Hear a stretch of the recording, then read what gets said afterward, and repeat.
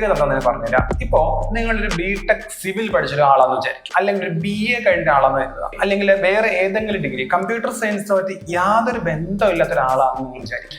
അങ്ങനെയാണ് നിങ്ങൾക്ക് കോഡിംഗ് ചെയ്യാൻ ഇൻട്രസ്റ്റ് ഉണ്ട്, പക്ഷെ നിങ്ങൾക്ക് ബേസ് ഇല്ല, നിങ്ങൾക്ക് ഡാറ്റ സ്ട്രക്ചർ അറിയില്ല, DBMS അറിയില്ല, സിയോ ജാവയോ ഒന്നും അറിയില്ല. നിങ്ങൾക്ക് ഒരു ടെൻഷനും വേണ്ട.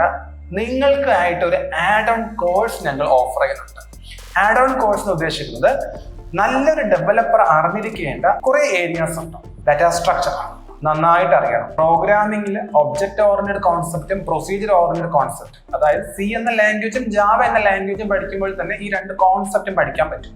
DBMS database management system, client server connection എന്താണ്, DBMSനകത്ത് എങ്ങനെയാണ് ക്വറീസ് എഴുതേണ്ടത്, അവിടുത്തെ ട്രാൻസ്ലേഷൻസ് എന്തൊക്കെയാണ് തുടങ്ങിയ കാര്യങ്ങളൊക്കെ നമുക്ക് അറിഞ്ഞിരിക്കാം. കമ്പൈലർ, ഇന്റർപ്രറ്റർ പോലുള്ള ട്രാൻസ്ലേറ്റർ.